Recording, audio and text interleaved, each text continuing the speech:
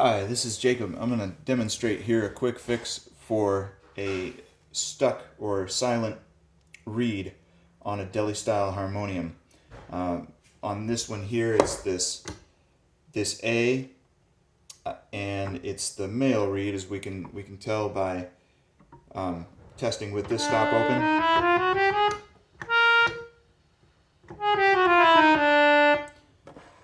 With the bass stop open, that note sounds fine.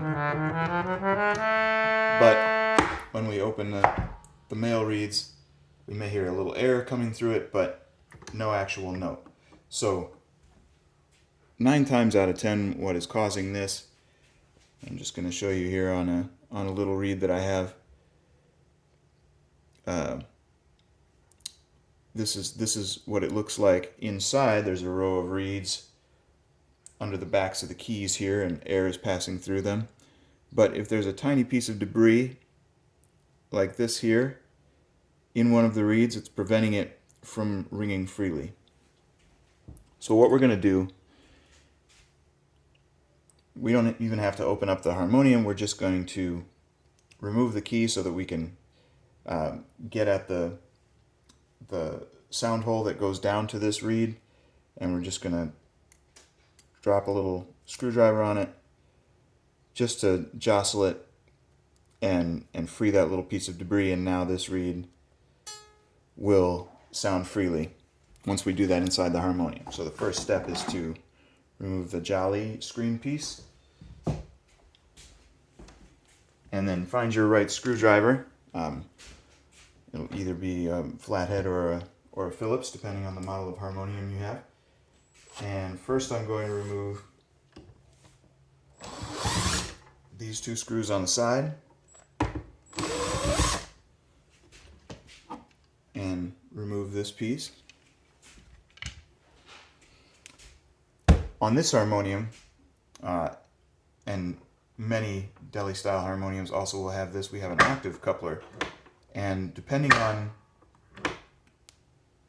on where the key is that is not sounding correctly, we'll also need to remove this front piece if we have an octave coupler. If you don't have an octave coupler, you can leave this piece in place and just follow the steps that don't involve that. This one does have an octave coupler. So now I'm going to remove this front panel piece as well.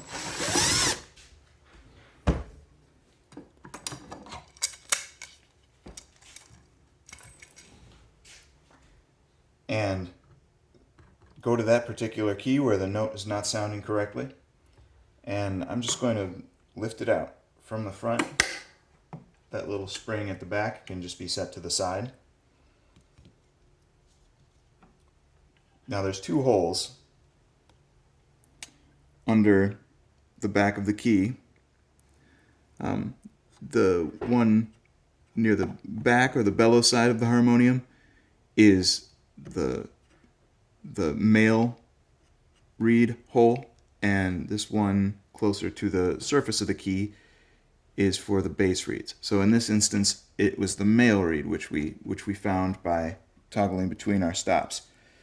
So as I said, we're just going to take a little screwdriver or something similar and not actually poking, I'm just dropping it down enough to jostle that reed. And sure enough, just our male stop is open. That freed the piece of debris, as you saw with the reed that I showed you at the beginning of the video. So if you have a harmonium without an octave coupler, you can just slide that key back in and drop it back into place and put this piece back in place, and you're set. If your harmonium does have an octave coupler like this one, we just need to make sure that, you can see there's 2 wires under there, under the front of the key, a straight one and a curved one. The straight one has to be sitting on top of this little hook when you put the key back in place. If you're dealing with a key in the lowest octave, there will be no hooks on the keys. You don't have to worry about it.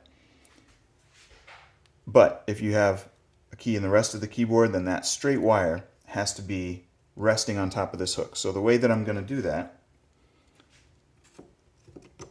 is just to prop it up with my screwdriver like this. And when I put the key back in there, I want to make sure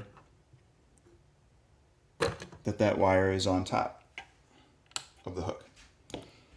I'm just going to test and make sure by turning on the octave coupler, putting it in the on position, which is toggled away from you. And then I'm going to play the key one octave below. And that's how that's supposed to work. I'm playing the key one octave below, and this key is going down a bit too. That's the function of the octave coupler. So that wire is properly in place, and now all I have to do is put these pieces back. One note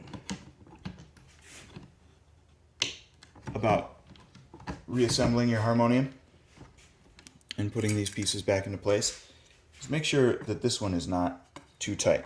Make sure that the screws here are going back into the holes that they came out of. And then once you get it into place, make sure not to tighten these screws too much, because if you do, depending on your harmonium,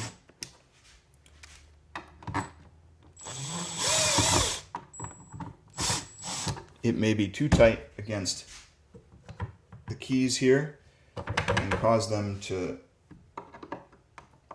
not come back up into place. So if I just over tighten this a bit,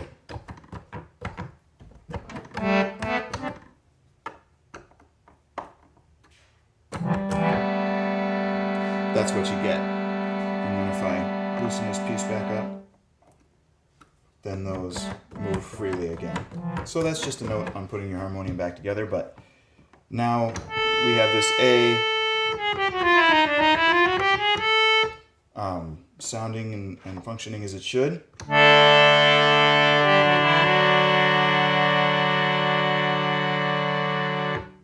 Thanks for watching. If you have any other questions about your harmonium, come and find us at olddelimusic.com.